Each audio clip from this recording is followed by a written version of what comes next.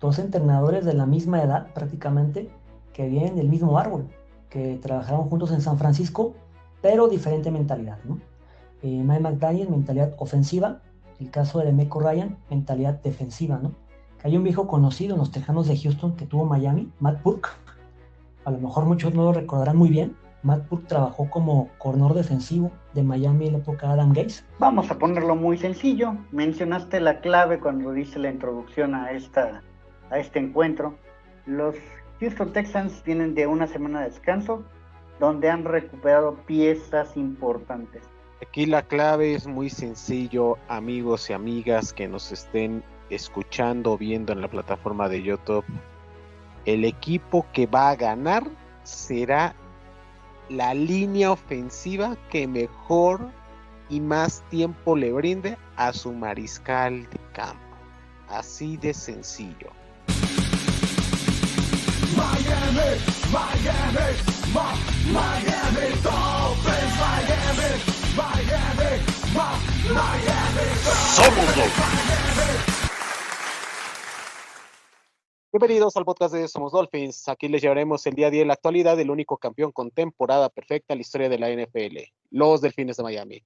Vaya partido nos regalaron los Dolphins en la semana 14, en un partido que se fue a overtime y donde parecía que las aspiraciones de playoff terminaban y lograron remontar para mover la aletita una semana más en sus aspiraciones para ingresar a la postemporada. Vamos a analizar lo que sucedió en el duelo contra los Jets, las noticias durante la semana y la previa del fin de semana. Para comentar estos temas, le envío los micrófonos a nuestro compañero Roberto Merino y que nos diga la alineación de este programa. Adam Gómez con el número 20, corredor, 1.60 de estatura, egresado del Tecnológico de Veracruz. Rodrigo Gutiérrez, número 17, wide receiver, 1.82 de estatura y egresado de la Universidad del Valle de Atemajac. Y queda con ustedes su head coach, César Mercado. Apreciado César, ¿cómo estamos? A todos los fanáticos de los Dolphins, pues una bienvenida a una semana más de playoffs con estos Dolphins. Digo playoffs no porque ya hayan empezado los playoffs, sino porque de aquí en adelante para los Miami Dolphins todos los partidos se deben de ganar para tener esperanzas de continuar en este torneo. Así es que para los Dolphins esto ya es playoff y empezaron con este partido en contra de los Jets, que definitivamente casi nos arranca el corazón de tantas emociones y que hizo que realmente hubiera muchas emociones cruzadas en ambos fanaticadas. O sea, hubo gente que en Nueva York reaccionó de manera horrible a cómo fue este partido, pese a que no tenían todavía ningún tipo de esperanzas para poder colarse a playoffs o poder continuar en esta temporada. Y aún así hubo reacciones muy fuertes por parte de los aficionados, quienes en redes sociales, bueno, tundieron hasta donde no se pudo a los Jets y a los Dolphins. Entonces creo que hubo mucho que comentar al respecto y pues bueno, de eso estaremos comentando y de muchos temas interesantes que surgieron en la semana. Bienvenidos al podcast. César, buen día, el gusto es mío, un gusto también compartir el programa con Adam. Pues como lo comenta Adam, ¿no? Prácticamente ya los playoffs arrancaron para Miami, yo creo que de hace un mes, cuando el equipo estaba 2-6. Una victoria cardíaca contra el equipo de los Jets, cuarta victoria consecutiva contra el equipo de Nueva York, y los Jets cumplirán 10 años que no ganan en Miami. Ya platicaremos de todo esto en el programa, pero lo más importante es que fue una victoria que sigue dando esperanza de poder soñar con los playoffs. Resumen del partido. El quinto duelo divisional de la temporada para los Dolphins estaban con la imperiosa necesidad de mantenerse con vida en sus aspiraciones de playoff, aunque sean mínimas, y el triunfo era lo importante. Los Dolphins derrotaron 32 puntos a 26 en un duelo que parecía parejo, estimado Adam, pero un tercer cuarto donde se vieron pues abajo, porque doble dígito, porque los Jets anotaron 10 puntos sin respuesta. En el último cuarto, los Dolphins parece que les apretaron el interruptor justamente cuando surgían reportes de medios de comunicación que estaban en el estadio que la gente estaba abucheando el accionar del equipo y cómo se iba la temporada, literalmente en el Hard Rock Stadium contra un rival divisional. Los Dolphins anotarían 11 puntos en ese último cuarto para mandar a tiempo extra, y obviamente en ese primer drive, un jugador que no había tenido participación destacada en el encuentro como lo fue Jonnu Smith, volvió a ser la clave para darle a los Dolphins su sexto triunfo del año y llegar a esta semana número 15 con la posibilidad de seguir peleando por ese último boleto a los playoffs. Danos tu análisis del partido donde los Dolphins volvieron a derrotar a los Jets de Nueva York en el Hard Rock Stadium. Vale la pena, yo creo que antes que hacer un análisis de las estadísticas y todo lo demás, vale la pena hablar un poco de los Jets para entender contra qué se enfrentaban los Dolphins. Los Jets son un equipo de identidad defensiva, como los dejó su ex coach Saleh.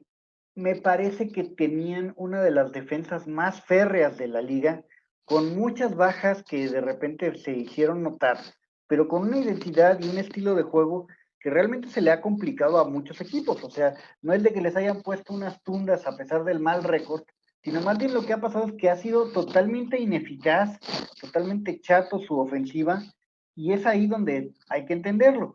A los Dolphins, obviamente como rivales de división, les iban a jugar con el cuchillo en la boca y iban a tratar de ponerle todo el empeño posible para poder hacer que Miami fuese el equipo obligado a tener que hacer la ofensiva, ¿no? Creo que de esta forma llegamos a un partido en el que hubo mucho, pero mucho énfasis por parte de los Jets en no permitir puntos por parte de los Dolphins. Entonces, en ese entendido y en ese, digamos, juego de estrategias, los Dolphins tomaron una delantera de hasta 10-0 y parecía que iba a ser un juego de mero trámite. Pero a partir de ahí hubo muchos errores, incluyendo una situación muy extraña, un retorno, prácticamente fue como si hubiera sido un retorno de intercepción para 6 puntos, y es esta situación la que hace que venga una remontada por parte de los Jets. Miami logra irse arriba de nuevo con otro touchdown, pero el punto principal es que los Dolphins vienen buscando que se dé un partido mucho menos cerrado. Entonces, en el tercer cuarto tenemos esos 10 puntos de los Jets, que es lo que hace que se venga todo para atrás para los Dolphins, y tiene que ser en un cuarto en el que fue muy nula la respuesta de los Jets, donde tuvimos esa situación. Entonces, los Jets toman el partido y lo hacen entretenido al final, ¿sí? Pero se les acabó el gas. Realmente cuando entran al tiempo extra, gana Miami el volado, y fue una ofensiva, como bien marcaste, donde Jonnu Smith, que no había participado en todo el partido, logra hacer que vengan pues puntos, y con eso termina el partido. Los Jets entonces, que empezaron compitiendo, que empezaron entre chatos y no a tener ciertas ofensivas útiles, pues vienen y hacen muchas jugadas que de repente pudieran entenderse como reacciones de un equipo que estaba en la lona, ¿no? Entonces yo creo que estos Jets vinieron a dar reacción en un Hard Rock Stadium donde intentaban echarle a perder cualquier oportunidad a los Dolphins, y que su Super Bowl, vamos a llamarlo, fuera simplemente eso, robarle las oportunidades a los Miami Dolphins. No lo logran, se viene la noche para ellos con la crítica en Nueva York, donde casi los despedazaron. O sea, esos comentaristas que tienen allá son totalmente bipolares, se fueron de lo eufórico a lo crítico, tóxico, y bueno, llegó un momento en donde definitivamente los Jets no tienen ahorita cómo dar cara a la serie de críticas y situaciones que se están dando, ¿no? Mira, yo creo que es ver el vaso medio lleno o medio vacío, ¿no? Siempre cuando se enfrentan dos equipos, el equipo que perdió va a decir, pudimos hacer esto, y el equipo que ganó, obviamente estará satisfecho con la victoria. Escuchando a Aaron Rodgers después del partido, bueno, él mencionaba que ellos mismos se derrotaron. El partido lo tenían controlado y dominado, sobre todo en el último cuarto, ganaban el partido por 8 puntos, 23-15, y terminaron perdiendo. Los Jets han sufrido muchas derrotas rompecorazones esa temporada contra Denver, contra Seattle, contra Indianapolis, y contra Miami no fue la excepción. En el caso de los Delfines, pues ellos mencionaron al terminar el partido que ellos hicieron las jugadas necesarias en el momento adecuado para poderse llevar la victoria. Me parece que fue un partido parejo. Yo creo que Miami en la primera mitad fue mejor que el equipo de los Jets, pero en la segunda mitad sí me parece que Nueva York supera al equipo de los Delfines. Después de la pausa de los 2 minutos, aquella recepción de Alan Lazard, parecía que el partido ya lo tenían los Jets dominado y controlado, porque Miami nada más tenía 2 tiempos fuera. Fue realmente de manera tonta como el equipo de Nueva York no pudo aprovechar esa posesión de terreno, porque en las siguientes 2 jugadas perdieron yardas. Primero Davis pierde 5 yardas y después una captura importantísima de Zach Sieler sobre Aaron Rodgers, donde pierden 6 yardas más. Eso obliga a una tercera oportunidad a lanzar el balón, y ahí es donde uno se rasca la cabeza cuando Aaron Rodgers logra concretar un pase con Davante Adams. El por qué Davante Adams no se queda en el terreno de juego. Obviamente tuvo mucho que ver Kendall Fuller, que lo alcanza a sacar, pero eso detuvo el reloj de juego porque Miami ya no tenía tiempos fuera. Eso obligó a los Jets a buscar un gol de campo, pero le dejó a Miami poco más de 45 segundos para poder intentar un gol de campo y mandar el juego a tiempo extra.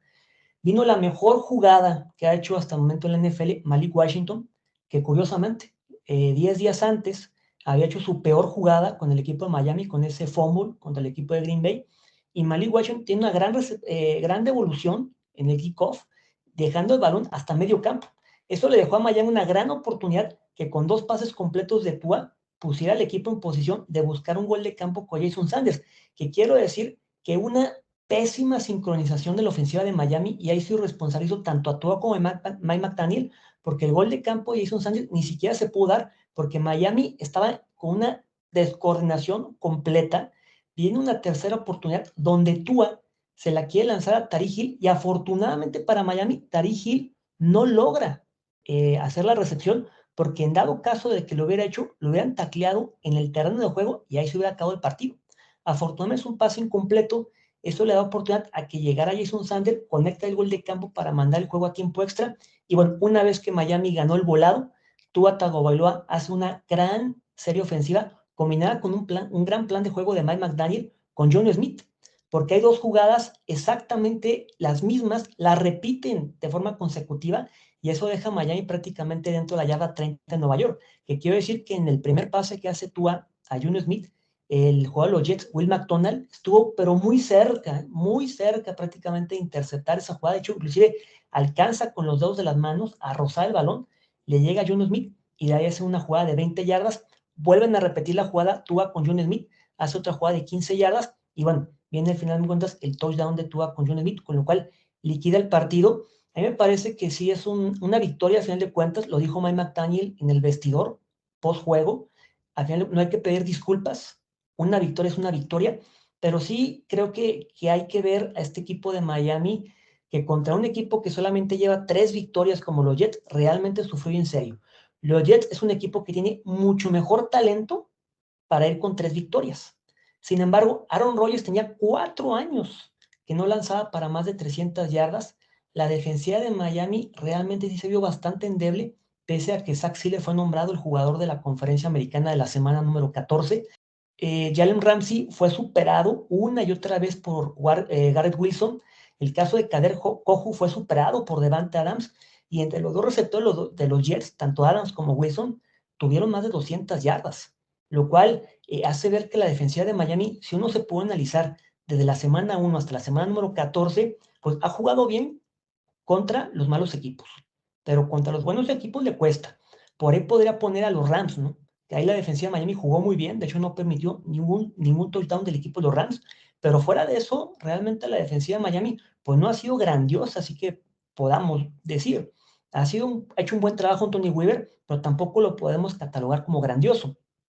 En el caso de la ofensiva de los Delfines, me parece que otra vez el juego terrestre deja mucho que desear, el corto yardaje. En la primera serie ofensiva, Miami llegó hasta la yarda 1 de Nueva York y no pudo correr esa yarda. Tuvo que venir un pase de Tua a Tariq Hill, y vino la interferencia de pase de DJ Reed sobre Tariq Hill para volver a Miami y tener 3 jugadas en la yarda 1 de Nueva York, hasta que finalmente, machacando y machacando, Devon Achane logró el touchdown. Después hay unas jugadas donde te rascas la cabeza con Mike McDaniel, donde el equipo ganaba 6-3 y de repente era una 3rd y 1, vuelven a intentar correr, no pueden conseguir el primer 10, y en 4th y 1, Mike McDaniel decide ir por 3 puntos. Más adelante en el juego, en la misma primera mitad, en el mismo segundo cuarto, viene una 4th y 2, y ahí sí McDaniel se la juega, que por cierto consiguen el primer gol. Entonces, no, el equipo, obviamente sabemos que no es un equipo físico, le cuesta mucho trabajo el correr 1 o 2 yardas, y hubo muchas críticas, sobre todo a Mike McDaniel y a Frank Smith, ¿no? El corredor ofensivo del equipo. De hecho, en la semana una discusión entre la prensa y Frank Smith, el por qué no usar más a Jeff Wilson, ¿no?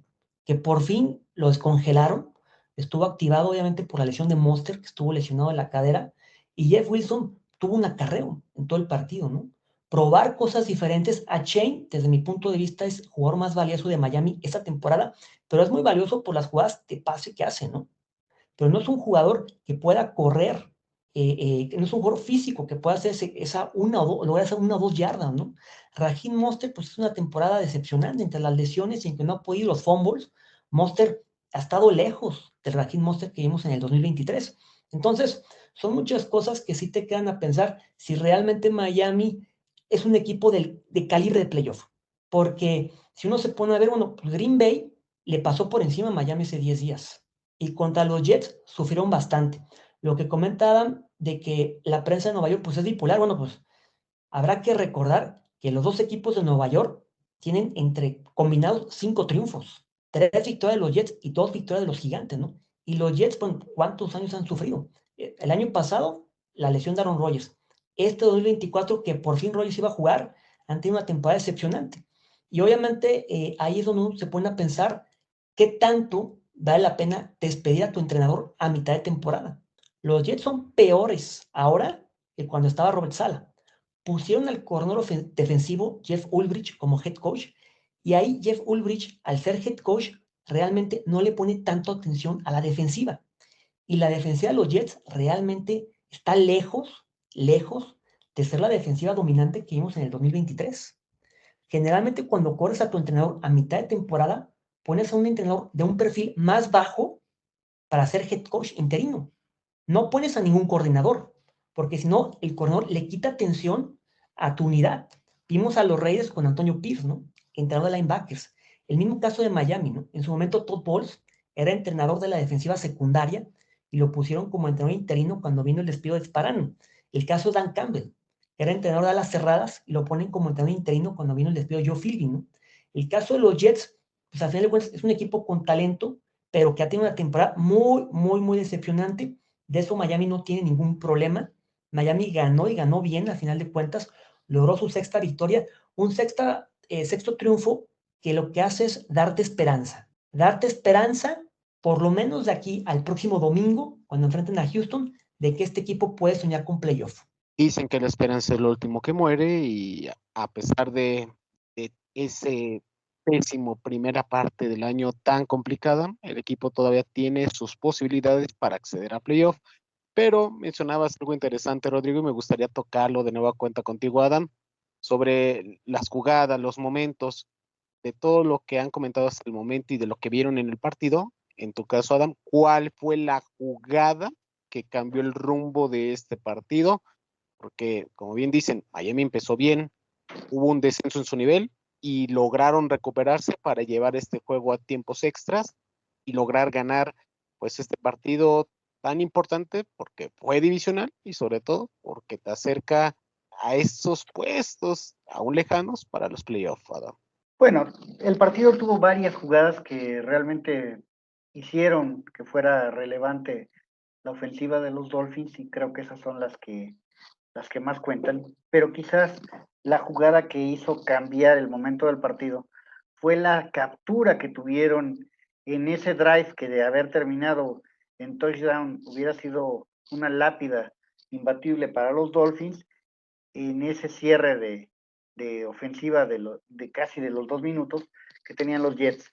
Es decir, faltando cosa de menos de 1 minuto, los Jets tienen el balón, en lugar de poder avanzar dentro de las yardas importantes y poder anotar, llegando cerca de zona roja, empiezan con errores y empiezan con las capturas que fueron relevantes, que es las que mencionaba, ¿no? Esa captura de Zach Sieler, donde retroceden algo así como 10 yardas, sí, se cimenta mucho la posibilidad de que Miami volviera a tomar el balón, y después viene el regreso de Malik hasta cerca del medio campo, lo cual permitió que viniera la super patada de Jason Sanders.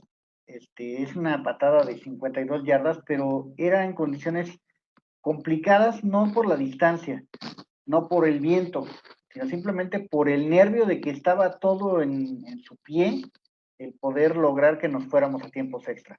Entonces, creo que eso es una patada importante, una patada que se vuelve relevante, pero entonces son esas tres jugadas: la captura, el regreso, que fue un regreso con mucho pundonor por parte del novato, y finalmente la patada por parte de Sanders, que es un gol de campo complicado, para ya después, pues que Tua fuera a despertar a Jonnu Smith, que estuvo dormido todo el partido, y lo involucrara en la ofensiva, para en un solo drive hacer que los Jets no quedaran con posibilidades de nada, ¿no? Y aunque no se ha dado como finalizada su temporada, Rodrigo, todo parece indicar, de acuerdo a las propias imágenes durante el partido, que el liniero ofensivo Terron Armstead pudo haber disputado su último partido como jugador de los Delfines de Miami el pasado fin de semana, luego de una lesión que sufrió durante el juego contra los Jets, que le impidió continuar estar en el campo. Y las declaraciones de McDaniel entre semana han dado a conocer que, aunque no necesita cirugía, por la edad y por el historial de lesiones, parece indicar que la etapa de Armstead en Miami podría estar llegando a su fin. No sé qué lectura le das a la situación de este liniero ofensivo, que siendo el más veterano, es el jugador más importante que hoy en día tiene los Delfines de Miami en su línea ofensiva. Sí, yo le quitaría no solamente en Miami, yo creo que en la NFL. Yo creo que Terron Armstead me parece que pudo haber jugado su último partido en la liga el pasado domingo, que de hecho jugarlo pues es un decir, porque prácticamente estuvo unas jugadas y después él mismo se salió del juego porque no podía, con el tanto dolor que tenía en la rodilla, se quedó en la banca, estuvo prácticamente ahora sí coachando a sus compañeros. Afortunadamente no va a necesitar cirugía en la rodilla porque en un momento dado se pensó que lo de Terrón era más grave. Él tiene mucho dolor en la rodilla, prácticamente está descartado para jugar el próximo domingo contra Houston, y yo también lo descartaría para jugar contra San Francisco en la semana número 16. Habrá que ver si hay posibilidades y sobre todo si vale la pena meterlo a jugar en la semana 17, ya cuando el equipo visita Cleveland. Pero Terron Armstead, pues le quedan todavía contrato, le quedan 2 temporadas de contrato al equipo de Miami después de este año. Sin embargo, él ya dejó entrevisto antes, en la semana del Pro Bowl, que él pensaba retirarse, que él iba a pensar 2 veces su retiro antes de confirmar su regreso con Miami esta misma temporada. Él ha sufrido mucho las lesiones, no ha podido, no ha podido jugar una temporada completa en la NFL. Llegó a Miami ya con la etiqueta de un jugador veterano y propenso a lesiones. Lamentablemente con el equipo de los Delfines no ha podido jugar un año completo, pero es una pieza fundamental para el equipo de Miami. Habrá que ver qué hace el equipo de los Delfines. Me parece que hasta cierto punto no desentonó el novato Patrick Paul con el equipo de Miami, pero bueno, no es lo mismo enfrentar a la defensa de los Jets, que para mí ha sido una decepción este 2024, que enfrentar lo que se viene el próximo domingo, ¿no? Con Will Anderson, con Daniel Hunter. Pues habrá que ver cómo le va a la línea ofensiva de los Delfines. Bueno, aquí lo que hay que entender muy claro es que, como bien mencionó Rodrigo, tenemos la situación de que Terron Armstead no tiene una lesión nueva, ¿no? Es una lesión ya dijeran los de mi edad, pues ya con tus años, eso de que te truene la rodilla ya es normal, ¿no? O sea, Terron Armstead incluso evaluó retirarse desde el año pasado, no solamente en este off-season previo, sino desde el año pasado lo evaluó porque los médicos le dijeron, ¿sabe qué? Usted ya tiene demasiado desgaste en las rodillas, la lesión va a ser recurrente, no va a tener solución que se le pueda andar infiltrando, que se le pueda andar dando tratamientos paliativos para tratar de que disminuyan los efectos. Conforme vaya recorriendo la temporada, usted va a tener dolor, ¿sí?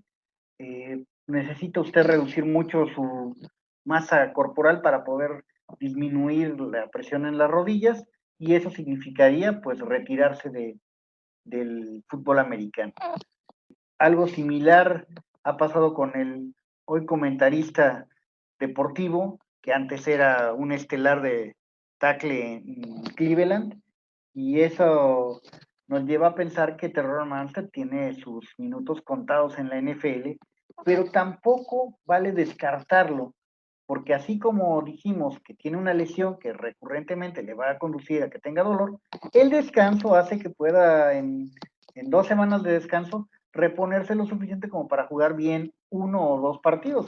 Entonces es una situación de que tienes que buscar como que el mejor, la mejor combinación de cuándo lo quieres y tratar de tenerlo en el momento óptimo y en la condición óptima para sus rodillas. O sea, el problema es que su desgaste en las piernas lo hace que no esté disponible para cada semana. Entonces, su contrato viene siendo uno de los problemas, y una de las razones por las que no se retiró fue por hacerle el favor a los Dolphins de mantener manejable el dinero muerto que quedaría en caso de que él se retire, para no tener que presionar de más las finanzas del equipo.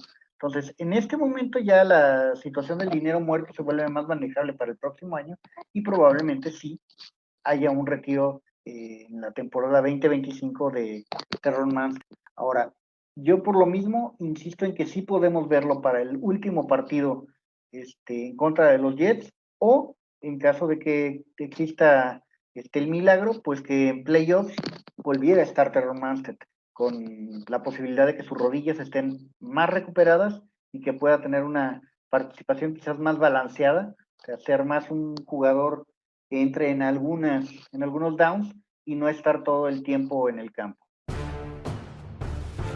Los in y out del partido. ¿Qué fue el in-out de los Dolphins en la semana previa contra los Jets? Te escuchamos. Mira, lo bueno, yo me voy a quedar con Tua Tagovailoa, ¿no? Otra vez tuvo un partido de más de 300 yardas.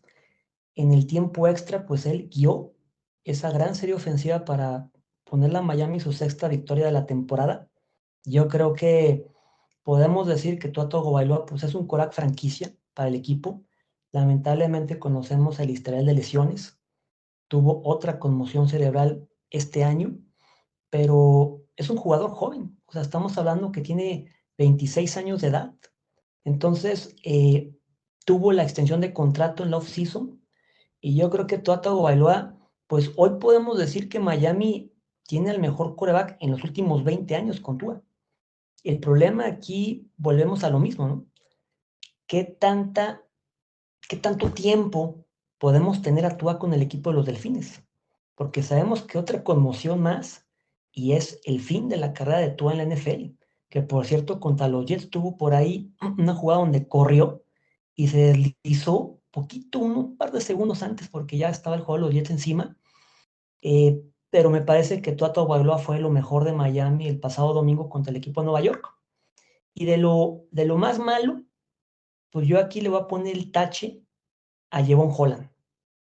Jevon Holland está pidiendo su extensión de contrato.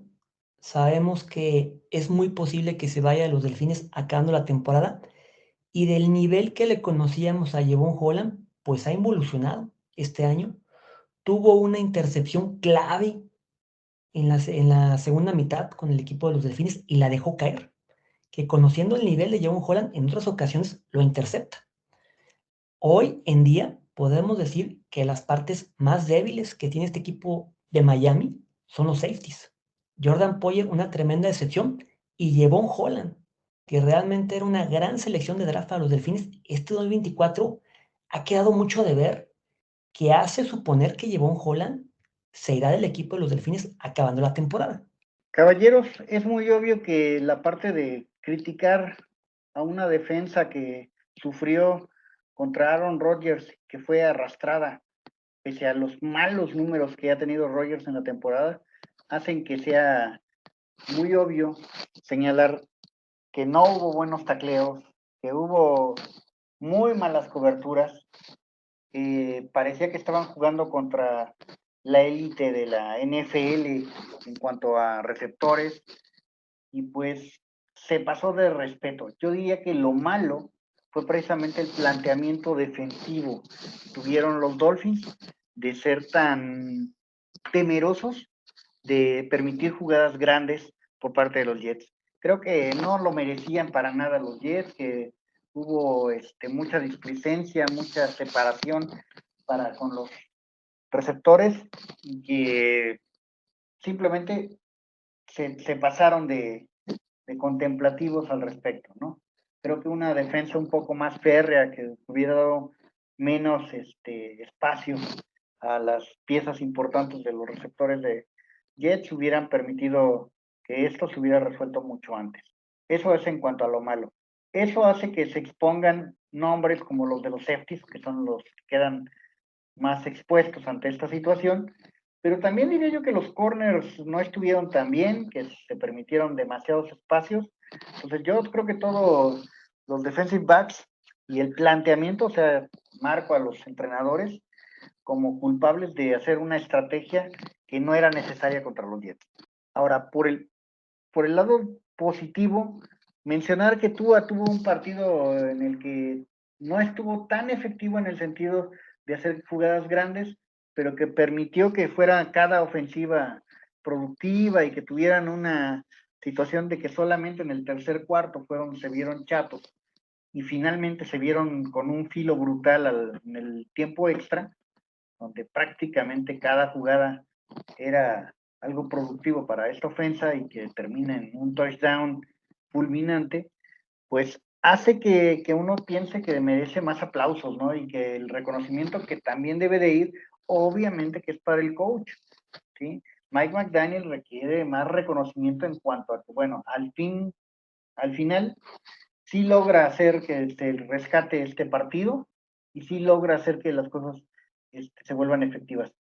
Yo sé que muchos critican a Mike McDaniel porque no suele ser temperamental y que esté regañando a sus jugadores, que no le ande gritoneando a la gente, pero tiene una forma bastante inquisitiva para referirse con sus compañeros de coacheo, y sí le echó unas miradas y tuvieron un intercambio de palabras con Weaver que hizo que las cosas realmente se pusieran intensas, ¿no? Al principio del cuarto sí vino una reacción y sí lograron hacer el parón que necesitaban los defensivos, porque se los estaban, pero vaya, haciendo un picadillo, ¿no? Entonces, creo que esa parte hay que tenerla muy en cuenta, que en este partido vimos una actitud más agresiva de Mike McDaniel, lo cual puede que conduzca a cosas importantes en futuros partidos de estos Dolphins, ¿eh?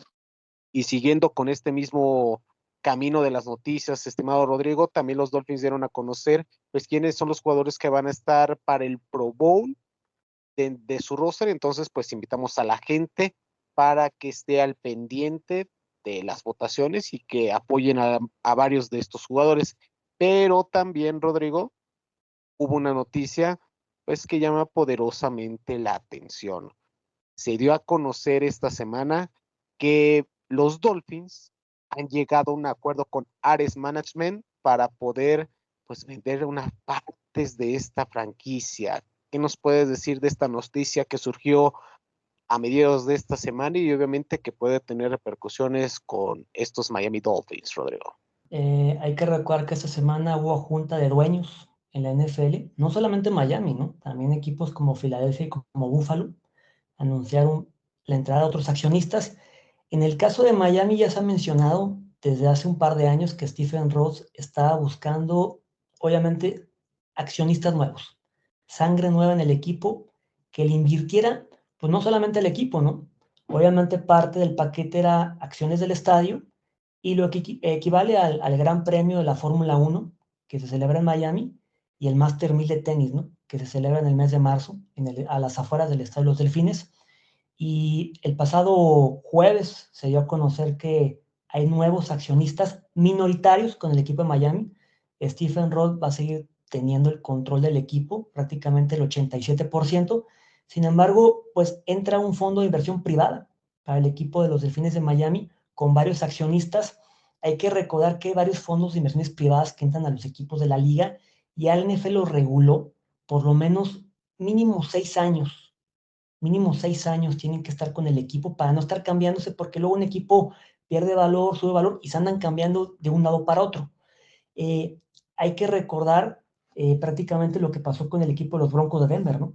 Que hace un par de años se vendió en una cifra económica realmente gigantesca y es un fondo de inversión privada con el equipo de Denver. De hecho, está Lewis Hamilton ahí como accionista también.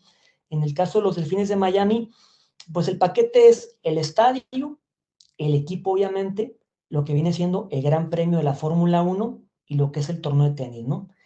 También entran dos accionistas, que es el dueño de una corporación importante, que es Alibaba, que es Joseph Tsai, que es, de hecho es el dueño del equipo de la NBA de los Nets de Brooklyn. Ellos van a tener un 3% nada más de acciones del equipo, pero da pie a pensar de qué va a pasar en el futuro cuando Ross fallezca. En estos momentos Stephen Ross no tiene ni la más mínima intención de vender al equipo. De hecho, él dejó a su hija adoptiva como dueña cuando él fallezca con el equipo de Miami. Sin embargo, pues lo que hemos platicado en otros podcasts es no hemos visto a Stephen Ross en el Estadio de los Delfines o como visitante acompañado de sus hijas. Generalmente vemos a Ross acompañado de Tom Garfinkel, que es el CEO del equipo, de Dan Marino y de Brandon Shore, ¿no? Que es el vicepresidente de operaciones de la franquicia. Nunca hemos visto a ninguna de las hijas de Stephen Ross en el estadio. Eso no significa que no tengan interés, ¿no?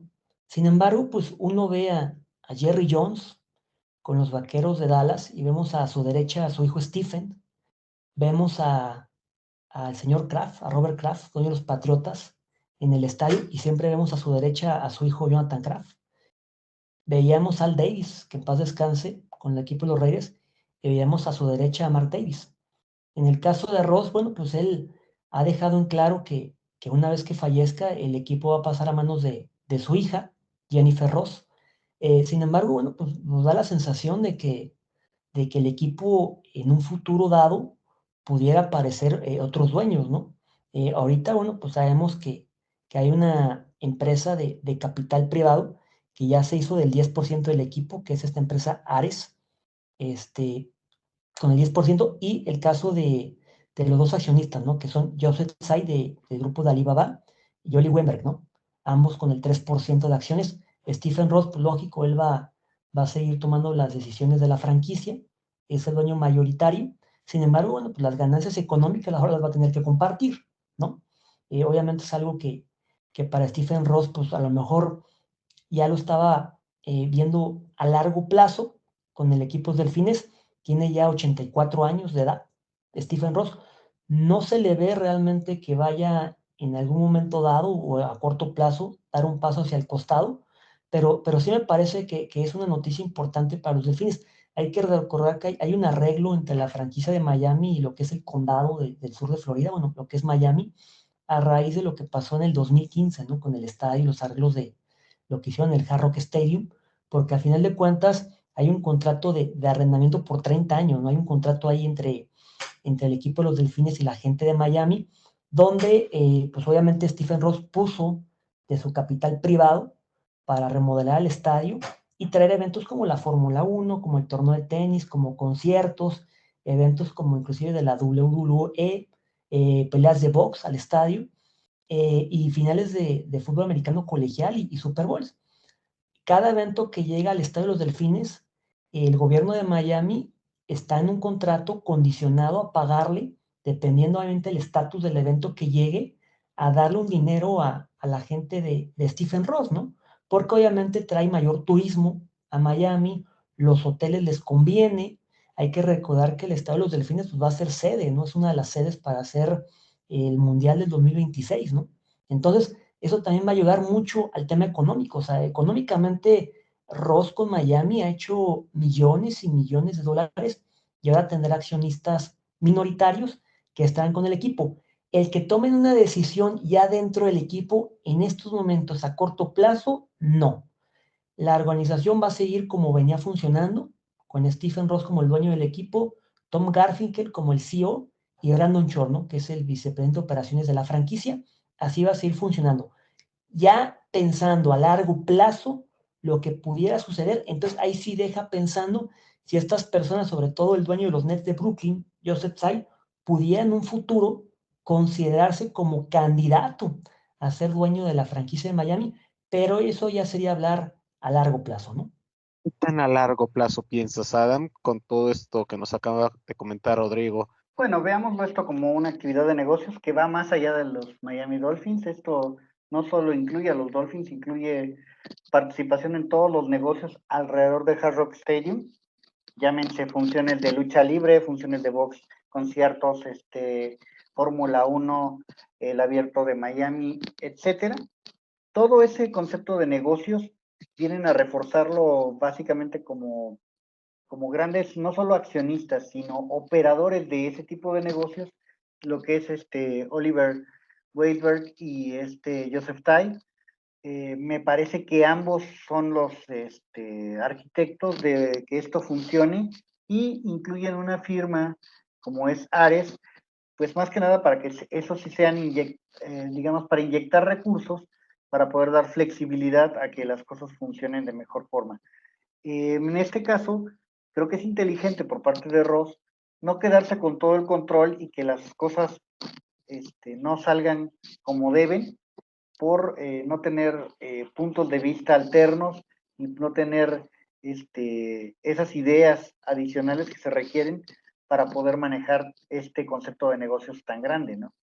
Entonces, esta situación hace que los Miami Dolphins estén en mejores manos, no en el sentido de que se vaya a morir Ross o se piense dejar el equipo Ross, sino de que más bien hay más mentes tomando las decisiones y haciendo las evaluaciones y teniendo más experiencia en cómo manejar un concepto deportivo, como son los Miami Dolphins. En este caso tienen la experiencia, como bien dicen, de un equipo de NBA y también tenemos que las experiencias son de negocios alternativos a, los, a la cuestión deportiva, ¿no? Que también van a nutrir con todo lo que surja alrededor de Hard Rock Stadium. Y en una de las noticias que se dio a conocer hace unas horas, Rodrigo, los Miami Dolphins dieron a conocer que por común acuerdo han liberado al receptor Odell Beckham Jr., un receptor del cual se esperaban muchísimas cosas para la ofensiva y donde simplemente las cosas no funcionaron. Bueno, una vez contada la historia, ya puedes hacer y juzgar de una manera más fácil, ¿no? Ahorita obviamente se podría decir que fue que un jugador que nunca debió haber llegado a Miami, ¿no? En su momento, cuando los Delfines insistieron en la contratación de Odell Beckham, pues fue para traerlo como un receptor 3 del equipo, que el equipo no dependía tanto de lo que hiciera Hill o Waddle. Aquí la cuestión es que Odell Beckham llegó a Miami viniendo de una lesión. Él se hizo una artroscopía en su rodilla, a lo cual Chris Grier ya sabía. Y yo supongo que no pensaban que la recuperación de Odell Beckham tomara tanto tiempo, porque en la off-season, a preguntas de la prensa o con McDaniel, pues le siguió dando vueltas y vueltas que Odell Beckham estaba bien, que tenía un problema en su rodilla, pero nunca habló abiertamente de una cirugía en su rodilla. Al final de cuentas, Odell Beckham, pues si no me equivoco, debutó hasta la semana 5 contra los Patriotas, y ahí lo podemos empezar a juzgar. En la etapa con Miami, poco o nada aportó. Yo lo comentaba en otros podcasts, se me hacía un jugador demasiado lento. Yo creo que ya la veteranía y las cirugías que se ha hecho, lamentablemente, pues le ha privado a Odell Beckham de la velocidad, de la explosividad que tenía con el equipo de los Delfines. Y yo ya lo veía como un jugador que por el nombre hacían ponerlo en el campo. Porque hay que recordar que vino la lesión de Braxton Barrios en la temporada, vino la lesión en off-season del propio Malik Washington, que se perdió al arranque de la temporada, la lesión de River Cracraft, pero Odell Beckham pues nunca pudo ser ese jugador como el receptor 3 del equipo. Parecía que Mike McDaniel, el nombre lo asustaba y lo ponía en el terreno de juego, considerando que a lo mejor tenía otras mejores opciones con el equipo de los Delfines. Lamentablemente su paso con Miami, pues podemos decir que fue decepcionante, como otros receptores, ¿no? Nos acordamos recientemente del caso de Will Fuller, ¿no? En el 2021, que si acaso jugó un partido y medio con los Delfines. Lamentablemente tuvo un dedo fracturado y se hizo perder toda la temporada. Ya si nos vamos a épocas anteriores, pues a lo mejor algunos se acordarán del caso de Chris Carter, ¿no?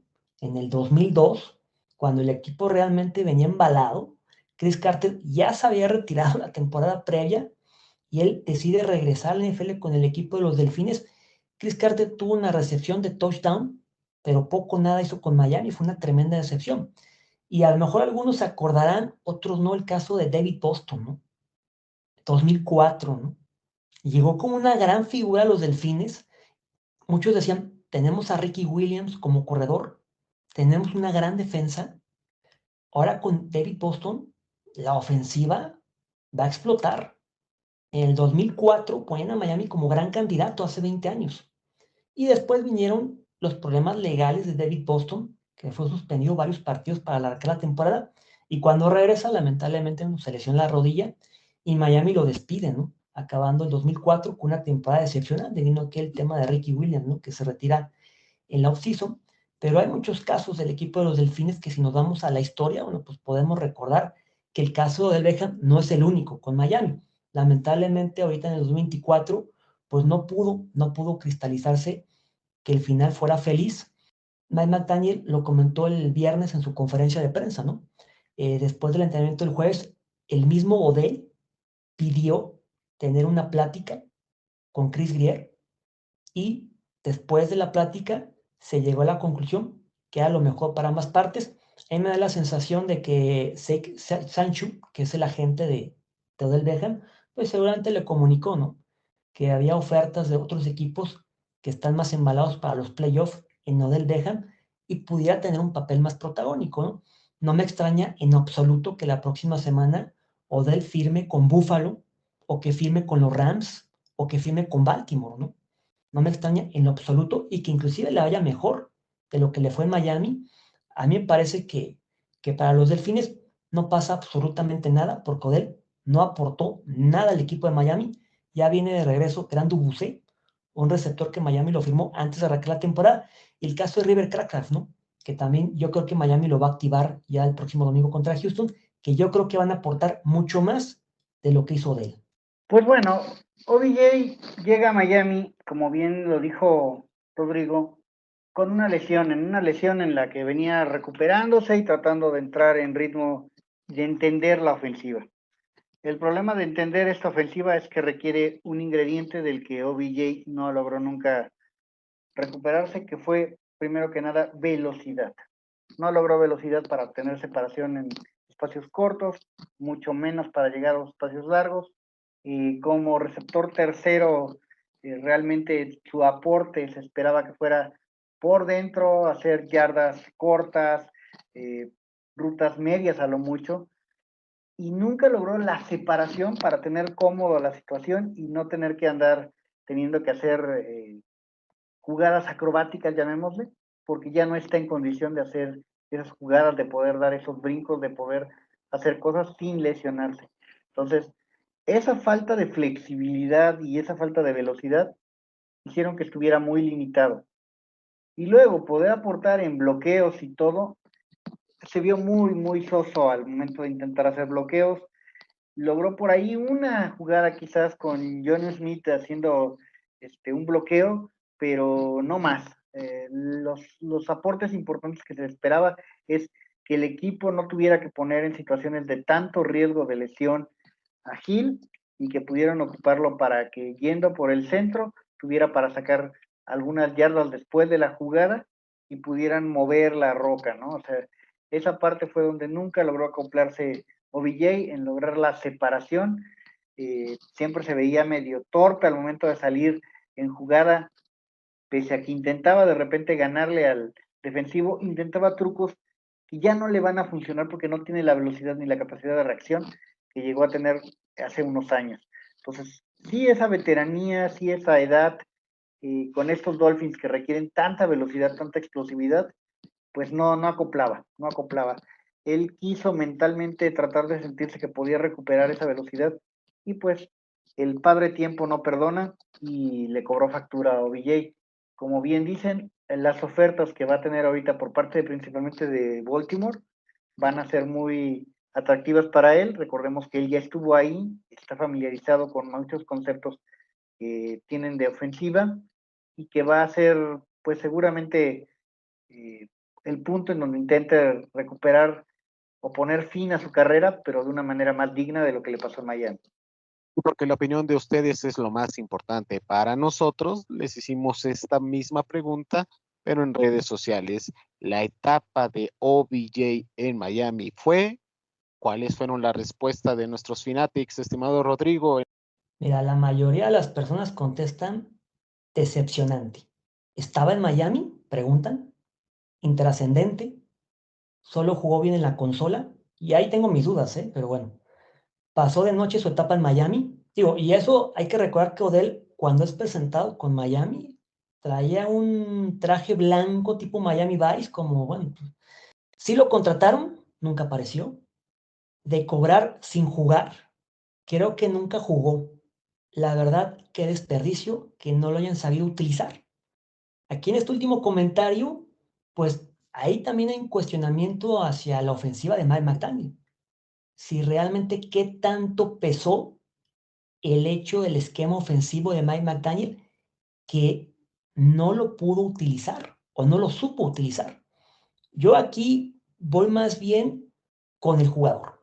Yo honestamente no vi nunca a uno del Beckham ni con la velocidad, ni con la potencia, ni tampoco con esa determinación que tenía hace años.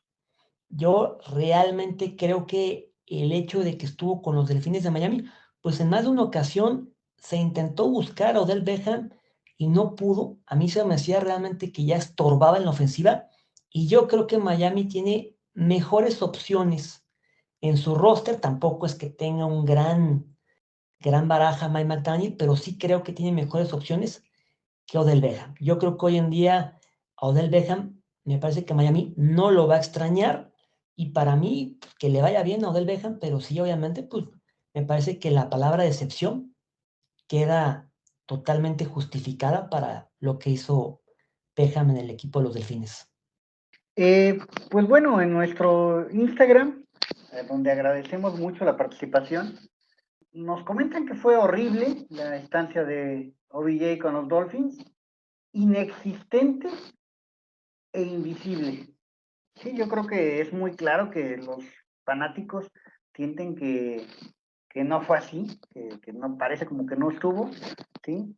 Y pues bueno, fue eso, como que muy incipiente lo que pasó con OBJ. Quisiera yo también hacer participación de lo siguiente. Creo que hubo también en redes sociales mucha reacción de qué fue peor, ¿no? La participación de OBJ o la de algunos otros receptores que ha tenido el equipo, ¿no? Y creo que ahí hay comparaciones bastante injustas, ¿no? Lo de Fuller sí se me hace como que incorrecto manejarlo uno contra el otro porque venían a objetivos y situaciones muy distintas, ¿no? De acuerdo contigo. Ahora sí que esperamos sus comentarios. Si realmente Odell Beckham ha sido uno de los mayores busts en la agencia libre en contrataciones recientes o han habido peores. Déjenos sus comentarios en Spotify, Apple y en todas las plataformas donde se encuentre este podcast. La previa de la semana. Los Delfines de Miami van a visitar a los Houston Texans en el Energy Stadium. Los Dolphins tienen la imperiosa necesidad de ganar este partido para mantener vivas sus aspiraciones de playoff en esta temporada, mientras que los Texans vienen de su semana de descanso y han recuperado varias piezas de cara a este partido. La serie histórica es a favor de los Texans con 8 triunfos por 3 derrotas. La línea abrió 3 puntos para el equipo de Houston. El under-over está en 47 puntos en este partido. Estimado Rodrigo, ¿cómo ves el partido entre dos entrenadores que vienen de la misma escuela y que tienen la necesidad de ganar, sobre todo para no meterse en problemas en el caso de Houston y en el caso de los Dolphins, para mantener viva esa velita que tienen todavía para acceder a la postemporada? Te escuchamos, Rodrigo. Pues como comentas, dos entrenadores de la misma edad prácticamente, que vienen del mismo árbol, que trabajaron juntos en San Francisco, pero diferente mentalidad, ¿no? Mike McDaniel, mentalidad ofensiva; el caso de DeMeco Ryan, mentalidad defensiva, ¿no? Que hay un viejo conocido en los Tejanos de Houston que tuvo Miami, Matt Burke. A lo mejor muchos no lo recordarán muy bien. Matt Burke trabajó como corredor defensivo de Miami en la época de Adam Gase. De hecho, por ahí quizás si tienen una buena memoria, recordarán la temporada del 2018, hace ya 6 años. Houston, Miami, jueves por la noche, octubre. Los Tejanos de Houston terminan aplastando a Miami, si no me equivoco, el partido creo que era 41-23. Y Matt Burke, que en aquel entonces era el coordinador defensivo de Miami, tira su pantalla, ¿no? Bastante molesto porque la defensiva de Miami fue completamente superado por el equipo que en aquel entonces comandaba Deshaun Watson. Hoy Matt Burke trabaja con los Tejanos como coordinador defensivo y de hecho es el que según eso llama las jugadas a la defensa, aunque obviamente DeMeco Ryan pues tendrá mucho que ver en la defensa de los Tejanos de Houston. A Miami generalmente no le va bien cuando enfrenta a los Tejanos de Houston. La primera vez que se enfrentaron en su historia fue en el 2003, semana 1. Miami iniciaba la temporada con muchas expectativas de Super Bowl. Los Tejanos apenas era su segundo año en la liga y los Tejanos se metieron a Miami y le ganaron a los Delfines 21-20, un partido increíble como lo perdió Miami. Y así han existido muchas derrotas dolorosas para el equipo de los Delfines, ¿no? Recordando la primera victoria de Gary Kubiak como entrenador de Houston, fue contra el equipo de Miami en el 2006. En el 2008, con la famosa Wildcat, Miami se metió a Houston y también perdió contra los Tejanos. Por ahí son, con los dedos de las manos, contamos las victorias que ha tenido Miami contra el equipo de Houston. De hecho, nunca en su historia Miami ha podido vencer a los Tejanos en su casa. Pero siempre dicen que hay una primera vez. En esta ocasión, los Tejanos no llegan como el equipo dominante a como iniciaron la temporada. Los Tejanos le ganaron en su casa a Buffalo 23-20, se metieron a Foxboro y le metieron 41 puntos a los Patriotas, y los Tejanos llegaron en algún momento dado a considerarse el equipo que podía retar a Kansas City en la conferencia americana. Hoy los Tejanos han bajado de escalones. Hoy podemos poner a Buffalo, podemos poner a Pittsburgh o a Baltimore por arriba de Houston. Para Houston es un partido crucial, así como comentas que para Miami, para los Tejanos también. Obviamente Houston llega a este partido con 2 juegos de ventaja sobre Miami, 8-5, y 2 juegos de ventaja sobre el segundo lugar de su división, que son los Colts, aunado a que en el desempate le pertenece a Houston, porque los Tejanos ya barrieron a los Colts esta misma temporada. Sin embargo, a Houston, después de Miami, le viene Kansas City y le viene Baltimore. Partidos en los cuales los Tejanos no van a salir favoritos. CJ Stroud ha dado un paso hacia atrás a lo que vimos en su temporada de novato. Esta ofensiva carga mucho de lo que hace Joe Mixon con el equipo. Perdieron a Stephon Diggs por el resto del año. No es el equipo dominante que vimos en el 2023, que el año pasado fue un equipo sorpresa, llegando hasta los divisionales. Esta temporada, Houston no es el mismo equipo a como inició. Sin embargo, como bien comentas, la semana de bye le vino muy bien a los Tejanos, porque recuperó a varios lesionados. La fortaleza de Houston hoy en día parece más su defensiva. Will Anderson, Daniel Hunter, Denico Autry, Charles Harris. Es una defensiva que realmente luce peligrosa. Con el equipo de los Delfines de Miami, pues como lo comentamos al inicio del programa, no hay mañana. Si Miami pierde contra Houston, matemáticamente no, pero prácticamente los Delfines se despiden de los playoffs. Los Delfines es la gran oportunidad de poder ganar a los Tejanos, meter a Houston en la pelea por el comodín, porque Houston no tiene su división asegurada y que Miami siga soñando con la posibilidad de poder llegar a los playoffs. No son favoritos, pero tampoco lo veo imposible para Miami. Para mí es un partido parejo, muy parejo. Ahora sí, no habrá esa narrativa del frío, porque sabemos perfectamente que Houston, por más de que esta semana se la ha pasado lloviendo, va a estar el clima a 17-20 grados. Es un equipo del sur. Por lo tanto, yo lo veo un partido sumamente parejo el próximo domingo. La gran interrogante es, ¿podrá la línea ofensiva de Miami controlar a la defensiva de los Tejanos? Obviamente tenemos el famoso quick release de Tua, ¿no? Que rápidamente se deshace el balón y hoy más que nunca lo va a necesitar. Raheem Mostert va a regresar con el equipo de los Delfines. Lo más probable es que Jeff Wilson lo vuelvan a meter a la congeladora, pero me parece, desde mi punto de vista, que es un partido parejo y es un partido ganable para Miami. Si quiere estar en playoff, no hay otra más que ganar. Y yo sigo un partido que puede ser ganable para el equipo de Miami. Ah, caray. Ah, caray, se va a poner muy interesante esta parte del programa, Adam. ¿Tú también consideras que este juego es muy ganable contra un equipo que la temporada pasada llegó más lejos que tú? Vamos a ponerlo muy sencillo. Mencionaste la clave cuando dice la introducción a este encuentro. Los Houston Texans vienen de una semana de descanso donde han recuperado piezas importantes. Houston ha estado sufriendo el hecho de no tener principalmente receptores que puedan hacer que funcione su ofensiva en las últimas semanas, haciendo que haya una sobredependencia del corredor Nixon, y eso hace que en esta semana vamos a ver unos Houston Texas muy diferentes. La necesidad de ganar el partido es más imperiosa para Miami que para Houston, por lo que puede haber mucha desesperación por parte de Miami, principalmente si las cosas te salen de control temprano. El partido se juega básicamente en los 2 primeros cuartos, porque mentalmente será muy pesado para Miami poderse reponer de irse abajo en el marcador de manera importante si no controlan los primeros 2 cuartos. Y por otra parte, creo que si Miami empieza y logra hacer ofensivas sostenidas, deja fuera mucho tiempo a los Houston Texans y obligan a que el juego se resuelva a punta de pases, pueden venir jugadas importantes que de repente se resuelvan a favor de los Dolphins.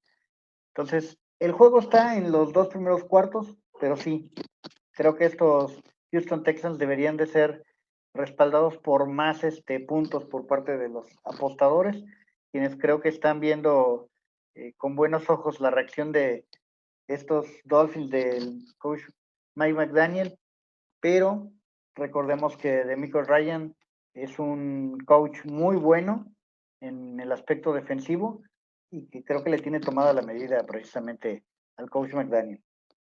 Aquí la clave es muy sencillo, amigos y amigas que nos estén escuchando o viendo en la plataforma de YouTube. El equipo que va a ganar será la línea ofensiva que mejor y más tiempo le brinde a su mariscal de campo. Así de sencillo. Quien le brinde mayor protección a su mariscal de campo es el que va a ganar este partido. En la semana tuvo una entrevista Bradley Chubb sobre su regreso en el campo. Si Miami lo quiere tener esas aspiraciones, tiene que meterlo esta semana. Sé que es difícil, sí, pero la situación lo amerita. Houston Texans tiene una línea ofensiva muy mala, ha retrocedido este año y a principio de la temporada, en el especial mencionada, que este partido era uno de los más complicados por cómo venían los Houston Texans. Sin embargo, como ya mencionaban ustedes en su análisis, 41 sacks.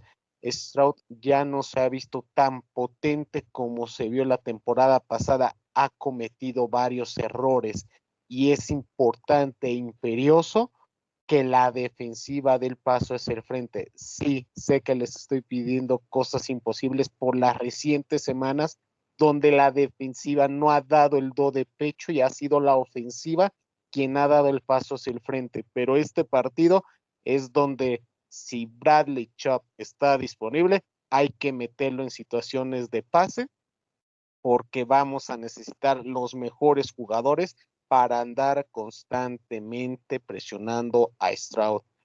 Para mí este o el de Packers eran cualquiera de los dos se tiene que sacar para mantener vivas sus aspiraciones. Yo sabía desde un principio que no iban a sacar los dos. Si Miami realmente aspira a cumplir ese milagro navideño, tienen que presionar a Stroud este domingo con sus 4 linieros o generar blitz de vez en cuando, porque si dejan que Nico Collins, que Tank Dell, que su corredor Nixon o su tight end Schultz puedan tener ritmo de juego, Miami está frito al medio tiempo, amigos. Esa ofensiva, y más porque viene en semana de descanso, no los vas a contener.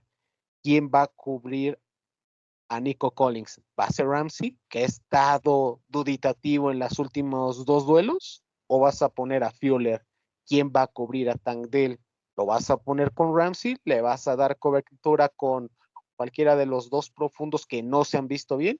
¿Quién va a cubrir a Dalton Schultz? Son interrogantes que debe de tener en cuenta el coordinador Weaver. Sé que en la defensiva terrestre tanto Siller como Calais como Jordan Brooks van a tratar de impedir el impacto de Mixon. Por eso es importante, si está Chubb, para mí es meterlo en diversas situaciones especiales en paz, terceras oportunidades y larga, porque sabemos que los Texans son arriesgados y no tienen la protección necesaria. Aquí es donde lo tienes que meter. Si tiene la confianza el staff suficiente para meterlo, sé que es complicado, lo tienen que meter este domingo, porque para Miami ya no hay mañana.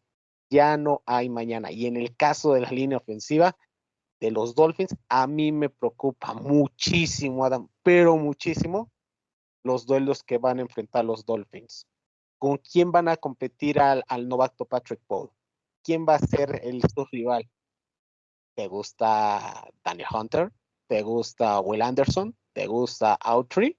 Sobre todo este jugador que es como el Zach Steeler de los Texans, que si no te ataca por la parte interna, se mueve por la parte externa, te realiza cruces. ¿Le van a poner ayuda a Patrick Paul? Para mí esa es la parte más importante. Y si no juega Kendall Lamb, que Dios bendiga a toda Tagovailoa, porque puede vivir una tarde muy, muy amarga, así como la sufrió Caleb Williams en su visita a ese mismo estadio, donde sufrió hasta 8 sacks.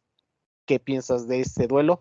Sobre todo para un novato que va a tener su primera titularidad contra una línea ofensiva que yo no se la desearía ni a mi peor enemigo. Caray, es complicado. Creo que los Dolphins van a tener muchas opciones de hacer pruebas. O sea, definitivamente este es un partido en el que se tienen que jugar el todo por el todo. Y vamos a ver, creo que principalmente del lado defensivo, muchos experimentos que van a venir a hacer que yo creo que Chubb Robinson suba mucho sus bonos. Chubb Robinson vamos a verlo de repente en posiciones que no lo hemos visto en otros partidos porque tienen la necesidad de repente de diversificar su pass rush. Y yo creo que si vamos a ver mezclas que no hemos visto hasta ahora, van a experimentar con muchas cosas y van a intentar hacer muchas pruebas, digo. Para la parte de la línea ofensiva, más que hablar de un paquete de titulares, creo que vamos a estar viendo que los van a tratar de mantener muy frescos, como fue el concepto desde el principio del año y como ha sido durante la temporada.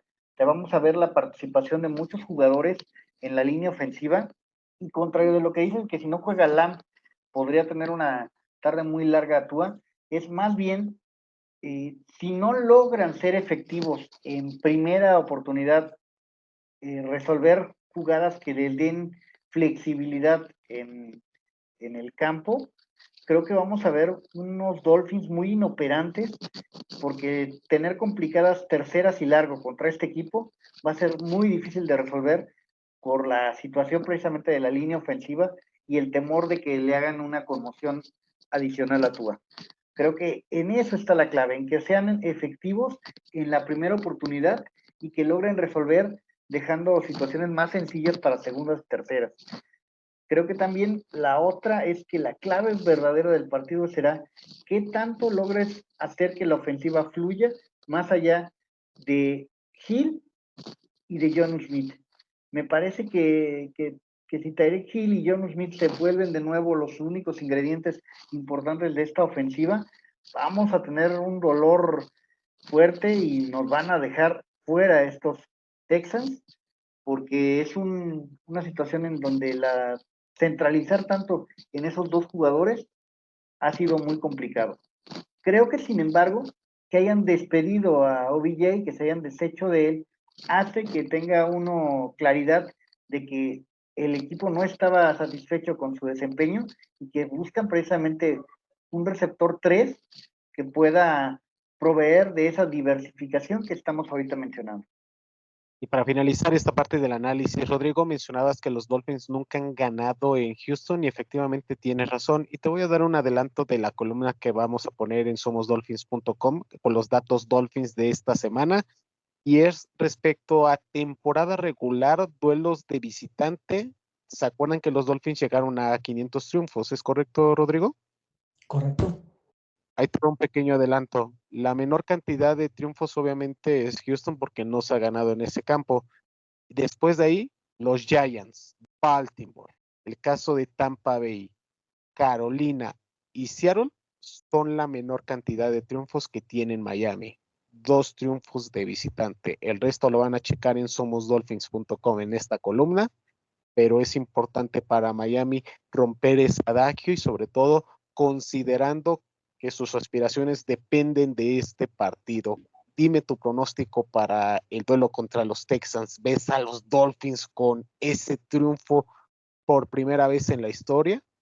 ¿O la temporada se vuelve a terminar en ese estadio donde simplemente las cosas no se nos dan? Mira, para no alargarme tanto y antes de darte el pronóstico, quisiera nada más hacer pequeños comentarios. Yo creo que muy sencillo, yo creo que ni los Raiders, y lo vimos con Miami. Al diagnóstico que tú le das de qué quarterback puede tener más tiempo, me parece que no hay discusión. Obviamente que CJ Stroud tendrá más tiempo para poder lanzar que Tua, pero es la principal característica que tiene esta ofensiva de Miami, que Tua, al tener receptores muy rápidos, se deshace muy rápido del balón. Lo que mencionas que Bradley Chubb pudiera ser una pieza clave para la defensa de Miami. McDaniel el viernes dejó entrever poco probable que Bradley Chubb juegue el domingo contra Houston. Ya es un tema que se podrá tocar en otro podcast. Bradley Chubb viene de una lesión en la rodilla, un desgarro del ligamento cruzado anterior, también lo operaron de la rótula y el menisco. Fue una operación que duró casi 6 horas. Da la sensación que la gente de Miami, por decisión de Chris Grier, quieren que Bradley Chubb ya juegue. También se permea que Bradley Chubb tiene muchas reservas de jugar esta temporada. Habrá que ver, a final de cuentas, si Bradley Chubb juega o no con el equipo de los Delfines de Miami. Y el principal líder de la ofensiva de Houston esta temporada no ha sido CJ Stroud, se llama Joe Mixon. Desde ahí parte la ofensiva de los Tejanos y ahí es donde yo creo que pudiera ser clave este partido. Joe Mixon contra la defensiva de los Delfines. Dando un pronóstico, yo realmente, pues siendo optimista, creo que Miami se va a llevar la victoria 24-21 sobre Houston. Obviamente para Miami no hay mañana. Si pierde contra Houston, se acabó su temporada, por lo menos para pensar en playoff. Para los Tejanos, en dado caso de que pierdan contra los Delfines, podrán tener por lo menos un par de partidos contra Kansas City, contra Baltimore, que no va a ser nada fácil, en poder ganar la división.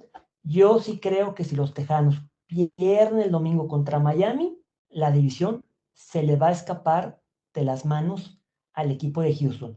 Y un último punto es que durante muchos años he escuchado la narrativa de Wayne Waisenga, que se equivocó terriblemente en el 2002 cuando le ofreció la NFL cambiarse de división, porque siempre ha sido la narrativa. No es lo mismo jugar los últimos partidos en Houston o en Jacksonville que jugarlos en el norte, en Buffalo, en Boston. Esta ocasión, Miami llega a finales de diciembre o mediados de diciembre contra Houston en la casa de los Tejanos a jugarse prácticamente seguir con vida en los playoffs. Chan, chan, chan, chan.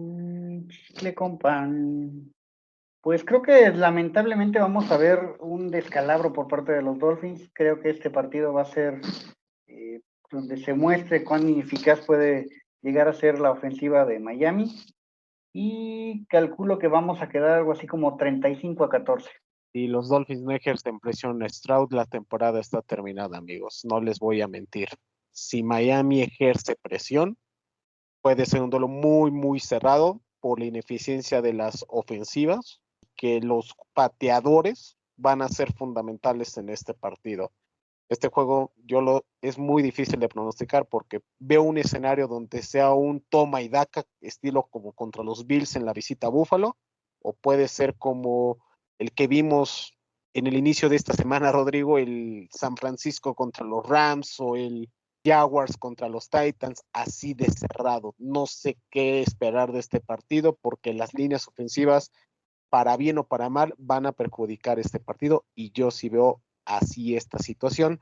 Y entrando a la pausa de los 2 minutos, aunque no nos compete a nosotros, Rodrigo, el partido se supone que iba a ser transmitido por la cadena de Fox Sports. Sin embargo, por el reciente anuncio de la liga, todo parece indicar que no va a haber transmisión en México por alguna de las cadenas. Así que, ¿cómo ves este desenlace de las transmisiones en la NFL y sobre todo pues que nos pega a nosotros porque el partido estaba programado para una señal y todo parece indicar que ya no va a ser así? Lamentablemente no solamente le pega a los fanáticos de Miami, le pega a los fanáticos de la NFL, porque Fox Sports México transmitía 5 partidos a la semana, el jueves por la noche y 4 partidos el domingo. En esta ocasión, bueno, pues parece ser que para que llegue un arreglo es cuestión de dinero, pero parece que está lejano. Lo que llamó la atención es que, bueno, si el arreglo parecía muy lejano, ¿por qué desde el lunes Fox Sports siguió anunciando que el partido de San Francisco Rams lo iban a transmitir en vivo el jueves por la noche y la NFL se esperó hasta una hora antes de arrancar el juego para emitir un comunicado y prohibirle a la cadena transmitir el partido, ¿no? Parece que fue una medida de presión, más que nada, ¿no? Hay otras empresas a las cuales Fox Sports pues, le debe dinero, Fox Sports México, y lamentablemente le pega a los aficionados de la NFL México, porque con eso, pues, si eres muy fanático, te obliga a hacer el gasto, ¿no? A contratar alguno de los paquetes que tiene NFL para poder el partido en streaming, porque la otra opción es televisión abierta, ¿no? Pero televisión abierta no te va a transmitir más que 2 partidos, ¿no? Está el caso de la cadena ESPN, que te transmite los domingos por la noche y los lunes por la noche. Sin embargo, bueno, pues por ahí se ha mencionado que ESPN pudiera tomar ese paquete de partidos que tiene Fox Sports lo que resta de la temporada, pero sería hasta la primera semana de enero, lo cual indica que el resto de diciembre, pues prácticamente tendríamos a los fanáticos o comprando alguna aplicación para poder ver a su equipo favorito o en su defecto, pues ver el resumen nada más, ¿no? O quedarte sin ver el partido. Yo le comentaba anteriormente que a lo mejor algunos se acordan la temporada del 2003, ¿no? El 2003, la temporada de NFL no se transmitió en televisión abierta en México, porque las 2 cadenas, tanto Televisa como Televisión Azteca, no llegaron a un acuerdo para renovar los derechos con la NFL, o se les hizo muy caro, ¿no? En aquel entonces, año 2003, no existían las aplicaciones, no existía el Red Zone como lo existe ahora, y la única forma de seguir esa temporada del 2003 fue por medio, los partidos del domingo los transmitía Fox Sports México, en aquel entonces, ¿no? John Laguna y Pepe Mantilla eran quienes transmitían los partidos de los estudios allá en Los Ángeles, pero transmitían los partidos el domingo. Y obviamente ESPN, ¿no? Que ellos transmitían el domingo por la noche y el partido lunes por la noche, ¿no? Esa temporada Miami terminó con un récord de 10-6, lamentablemente no les alcanzó para llegar a los playoffs, y fue el Super Bowl donde los Patriotas le ganaron al equipo de Carolina en Houston, con aquel gol de campo de Vinatieri, y que se hizo muy eco por aquel medio tiempo del Super Bowl, ¿no? Entre Justin Bieber y Janet Jackson, ¿no? Correcto, estimado Rodrigo, así que estén pendientes en las redes sociales de Somos Dolphins. Hasta el momento no se ha llegado a un acuerdo y todo parece indicar que la única forma de que podrán ver este partido es por Game Pass o simplemente seguir las redes sociales de los Dolphins y de somosdolphins.com. Y para finalizar, Adam, ¿cuál es el camino ideal de los Dolphins en esta semana para seguir viva en sus aspiraciones? Porque además de su triunfo, es importante que se den otros resultados y hay un duelo directo que se va a disputar en Denver, donde muchas de las implicaciones que tiene Miami en esta temporada van a depender del resultado de ese partido. Así que dinos el camino ideal para los Dolphins antes de despedirnos. Caramba, cada semana a partir de ahora va a haber que estar revisando cuáles son las combinaciones. Las combinaciones no son únicas porque precisamente está el quién tiene más posibilidades de que te encuentre complicaciones en, digamos, en lo que sigue de esta postemporada anticipada, ¿no? Para empezar, los Dolphins tienen que ganar en Houston, eso no hay duda, ¿sí? Lo segundo es que, dado que en Miami necesita que exista alguno de los equipos que van en 8-5, que tenga por lo menos un par de descalabros, pues nos conviene una derrota de los Baltimore Ravens, lo cual sería sumamente sorprendente porque ellos les toca visitar a los Giants, o una derrota de Denver, que estará recibiendo a Indianapolis Colts, o una derrota de los Chargers, que estarán recibiendo a los Tampa Bay Buccaneers. Esta semana, como tal, podría ser entonces, dado que esa derrota de Broncos nos conviene pensando en el futuro, que ganase Indianapolis.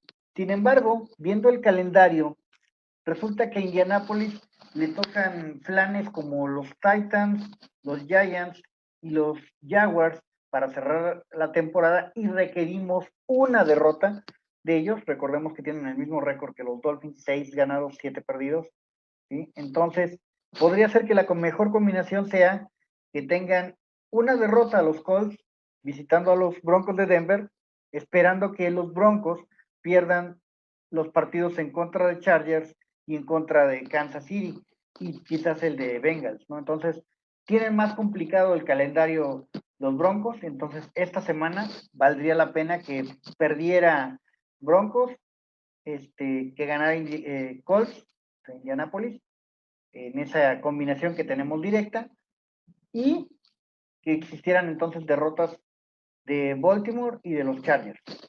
Pues a mantener al pendiente los monitores, las cuentas oficiales de la liga. Sabemos la situación que viven la mayoría de ustedes y un servidor de no poder disfrutar NFL por esta mala noticia, así que estén al pendientes de Somos Dolphins y de las redes oficiales de la NFL. Vámonos, Rodrigo, comentarios finales antes de despedirnos. Pues nada, César, agradecerles a todos por su atención y pues ojalá que Miami nos siga dando la ilusión de que esa temporada no está muerta, porque si no, pues ya empezaríamos a analizar y a empezar los rumores de qué podría pasar en el 2025. Ojalá Miami pueda traerse un triunfo de Houston y que esa temporada 2024 siga viva con el equipo. Pues primero que nada, agradecer a todos la atención a este podcast, agradecerle a Rodrigo que tuvo tan excelente participación con nosotros y por supuesto a los Dolphins invitarlos a que estén atentos a las redes sociales de Somos Dolphins y a que todos estemos pues atentos a qué solución se da a esto de Fox Sports, que luce muy complicado. O sea, yo la verdad es que creo que perdieron, o más bien cayeron en un incumplimiento de contrato. No se los va a dejar, no se los va a perdonar la NFL y no tendremos transmisión de NFL por Fox en lo que resta de este año, y parece que ya hay un acuerdo entre ESPN y la NFL para transmitir en México a partir del 1 de enero. Son 5 partidos el domingo, el del jueves y el del lunes por la noche. Obviamente hablando de Fox Sports México, la gente de Sudamérica y de Centroamérica, ellos siguen con las transmisiones allá en Fox Sports, aunque la señal emitida aquí de ESPN México para la gente de Centroamérica, quien les agradecemos muchísimo el apoyo, la gente de Sudamérica, Colombia, Chile, Argentina, Brasil, Ecuador, gracias totales, gracias por hacer del podcast de Somos Dolphins su podcast de preferencia, gracias de todo corazón. Y para la gente que está aquí en la Ciudad de México, si van el próximo domingo para ver el juego contra Houston, ahí nos vemos para tratarles de llevar pues esta pasión y compartir con ustedes la Navidad con los Dolphins. Un juego tan importante y qué mejor manera que celebrarlo con un triunfo. No olviden seguirnos en nuestras redes sociales, nos encuentran como Somos Dolphins, manténganse al pendiente de somosdolphins.com y de los comentarios de nuestro compañero Marcos Sacal en sus diversas redes, porque el avance para el draft ya está en marcha, ya se están aceptando varios jugadores para los diversos programas de off-season y varios de estos jugadores son las futuras estrellas que van a tener los Dolphins y el resto de la liga para cambiar el rumbo de su destino. Nos vemos el domingo para esta reunión y por supuesto la siguiente semana para seguir analizando la actualidad de los Dolphins en español. Hasta la próxima. Fins up. Somos Somos Dolphins. Dolphins.